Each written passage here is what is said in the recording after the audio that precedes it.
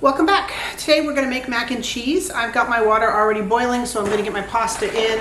You can use elbow macaroni, but this is what I'm using today per my kids' request. So we're going to go ahead and get started. Come along. I'm going to start by putting the pasta in.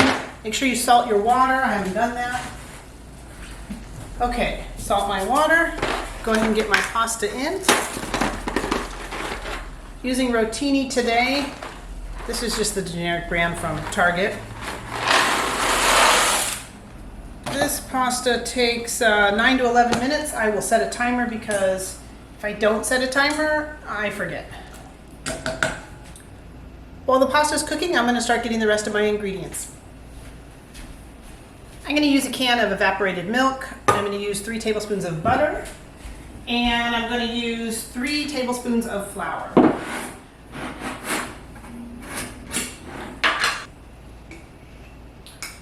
So I'm measuring out 3 tablespoons of flour. That's my 3 tablespoons of flour.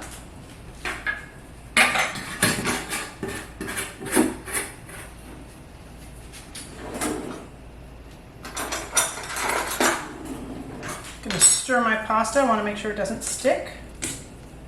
There we go.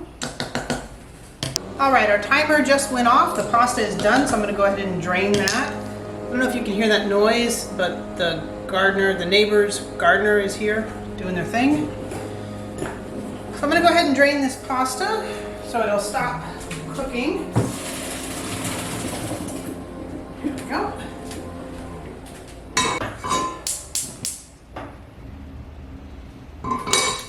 All right, I'm going to get started on my roux, which is going to be 3 tablespoons of butter and 3 tablespoons of flour. First thing I'm going to do is melt the butter. So I'm going to get that in there. And I'm going to go ahead and get my oven on to 350.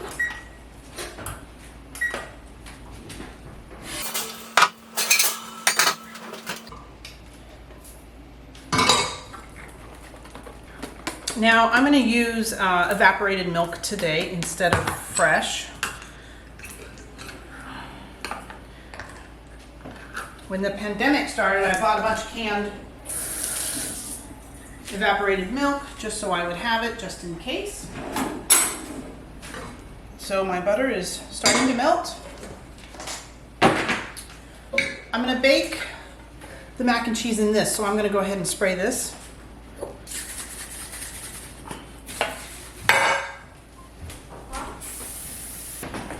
All right, my butter is all melted, so I'm going to add my flour. And I'm going to whisk it together. So the idea is to get this flour to cook just a little bit.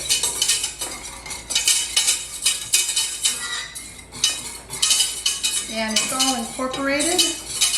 I'll show you what it looks like.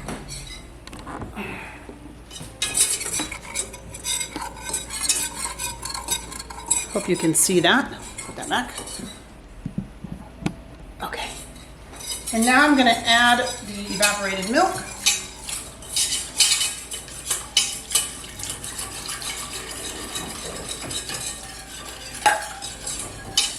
And just going to whisk this until it thickens.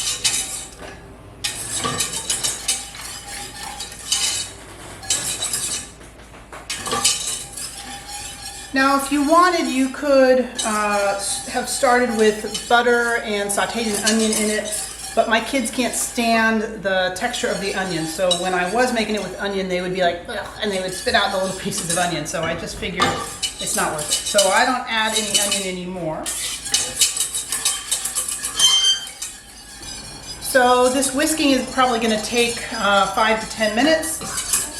And once it thickens up, I'll add the cheese. So I shredded some cheese earlier today. I'm just going to add it, turn the fire off, let it melt, and then add the pasta.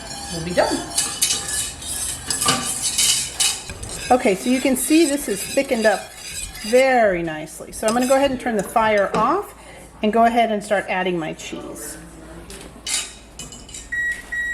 Oh, and that is the sound of the oven, which is ready. So I'm going to go ahead and put my cheese in. And I've gone ahead and turned the fire off. I do not want this to burn. I just want to melt my cheese.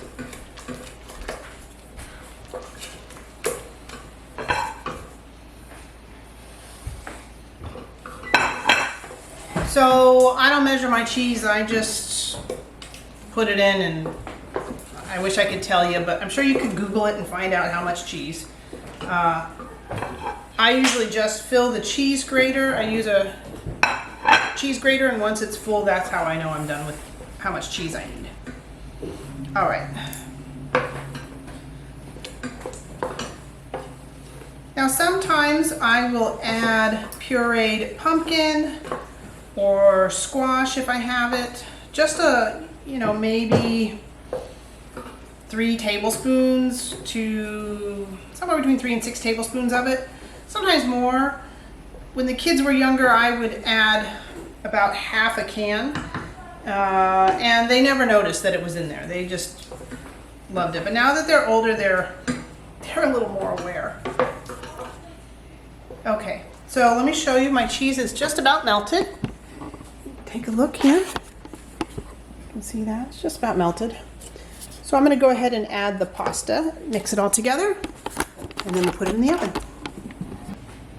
Okay, so now I'm going to go ahead and add my pasta.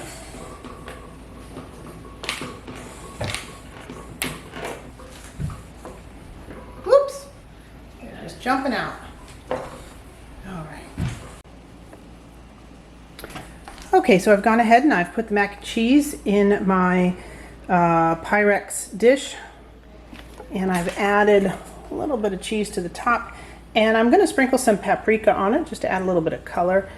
If I put too much, the kids will complain, but if I put a little bit, they don't seem to mind. So let me set you down. We'll do that. So I've got some paprika I'm going to add.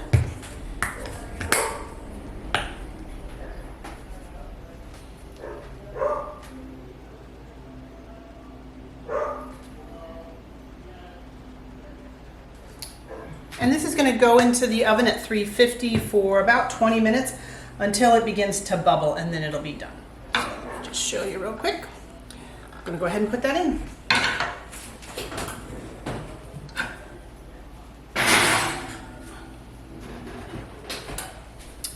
Now we clean the mess while we wait.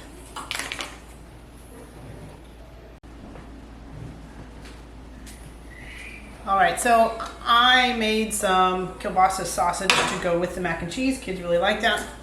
Made some broccoli. I just steam it. They don't mind it. Well, they don't love it, but they don't mind it. And it's been about 20 minutes. I'm going to check the mac and cheese. Yep, it is time to come out. I'm going to turn my oven off and pull this out.